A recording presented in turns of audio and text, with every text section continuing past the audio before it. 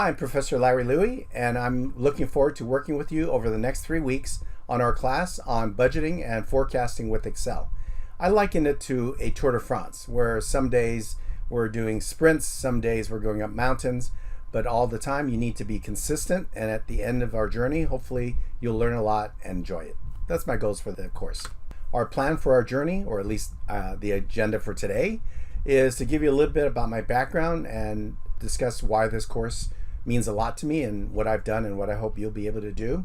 And then look at the course, the objectives, the topics, our learning approach, and assignments and grading for this class, our class schedule, and then some preparation that you must do before our first class. And when I say must do, it means you must do it, because if you don't, you may be lost on your first day. We wouldn't want that. So that's our agenda for today. So my background is I went from the left side back in 1965 to the right side in 2014. I'm obviously still here. I'll discuss why these pictures mean so much to me and what happened in the middle with a question mark. So in 1965, I'd like to say that was my first business. I was working with two partners, my sister Pam and my cousin Ronnie, and I was supervised by my mom and my uncle. You can see them behind the glass door there. That's in Chinatown, San Francisco. We were selling confetti to revelers on New Year's Eve, and they'd buy a bag for 25 cents, sprinkle confetti in the air or toward other people and say, Happy New Year. Well, at the end of that night, we had divvied up our results and we had positive cash flow. We had no customer complaints. All the partners got along. And I said, damn, this business stuff is easy. Well, it turns out not to be that easy, but it was my first legitimate business experience as being an entrepreneur. I was born and raised in San Francisco, went to UC Berkeley for my undergrad in accounting and finance. After that, I graduated and joined KPMG in their audit staff. And during my time there, which was about 3 years, I also was asked to start up their small business advisory practice, which is like consulting or integrated services for small, high potential companies. And that's where, again, this entrepreneurial fire got lit once again.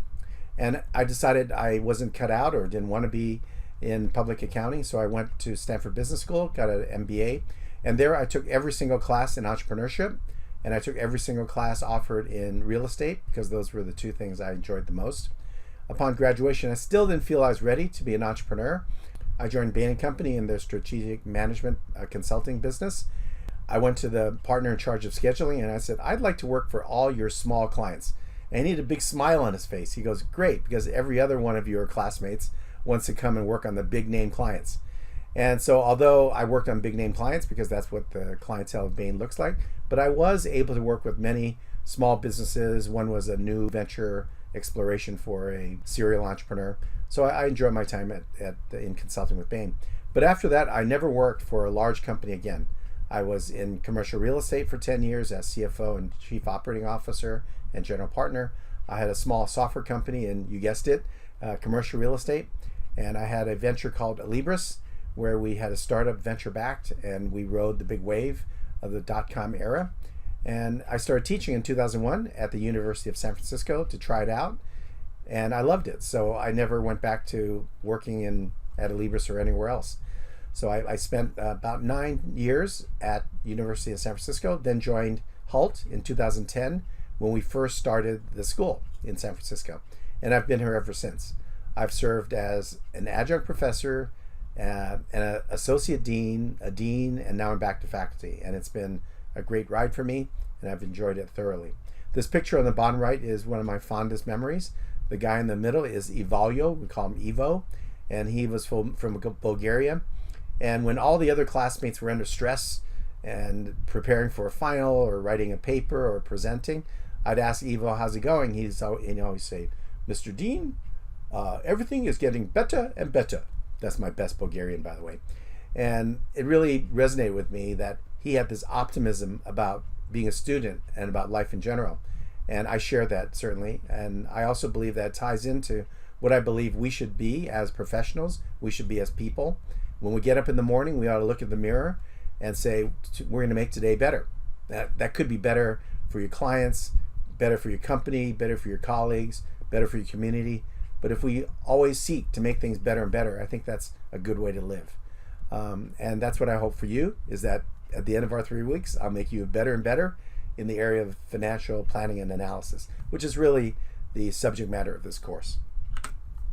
Our course objectives: prepare you for a meaningful role in a CFO's organization.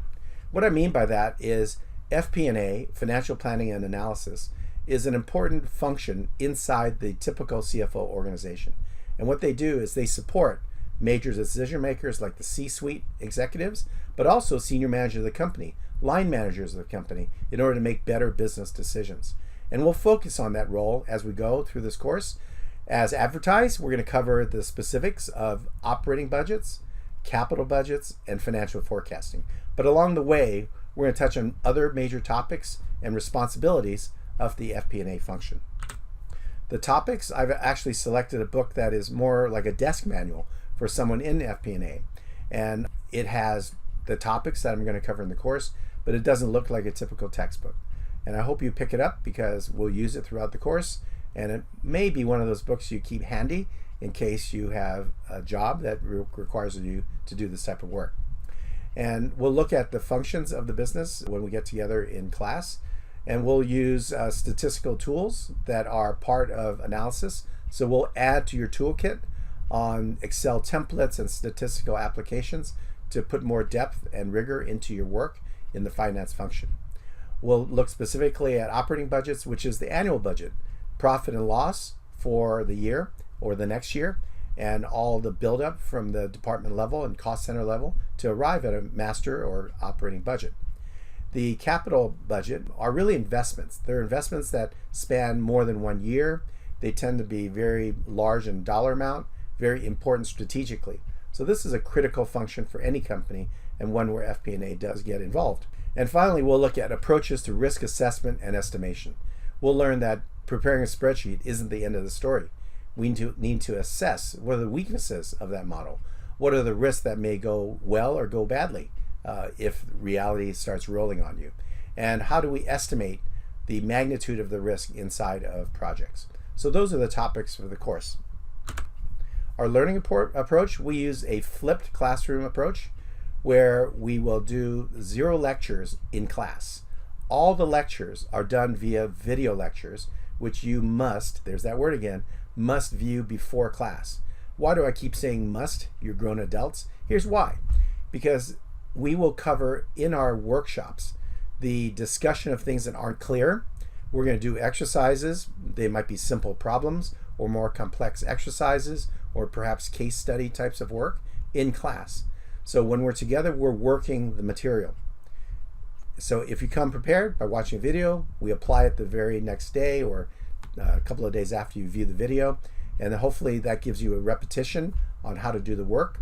And then after class, we'll have homework that you'll be doing to make sure you got it. I've been there too. You listen to a professor and it makes all the sense in the world. Then when given a homework problem, you have a blank stare and say, how did he do that? So I don't want you to have that experience. So we're going to be working these together in class. The homework should validate that you got it. And that's our learning approach. Then we approach and we repeat it again. The assessments are as follows. The homework is 20%, team project is 20%, final assessment is 60%. Now notice that homework is 20%. I don't mind, in fact, I kind of like it when students work on it together.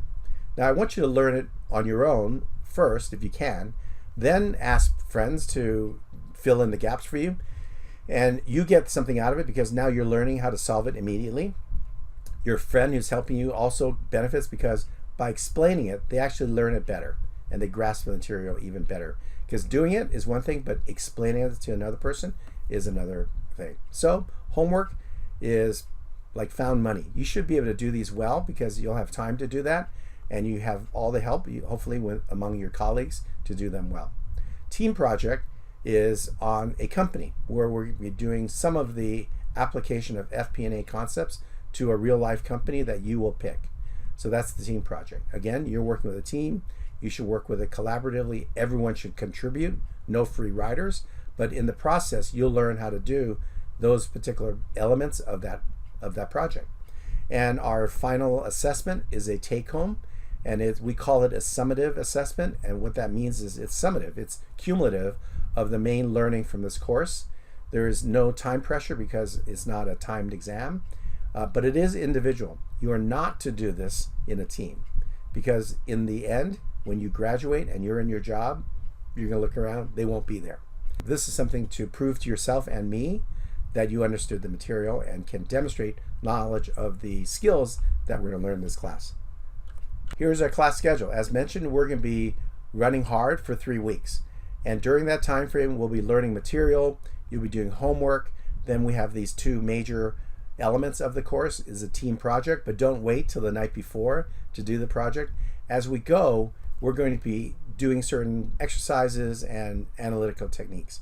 And picking a company early will allow you to build the project as you go. That's the design of this course. So if I'm describing something like financial analysis, we're going to do work together in class doing financial analysis of a real company, and your team can use those immediately if you choose to apply those same techniques to your project company. Or you can wait a bit and do them later on. But the point is that along the way, we'll be doing things that we'll ask you to do in your project for the company of your choice. So that's the team project. So I certainly don't recommend that you wait till the night before it's due, because guess what? There's a summative assessment right behind it. So that's the best way to go through the next few weeks together, is stay on top of the videos, get engaged in class so you understand the material that enables you to do the homework well.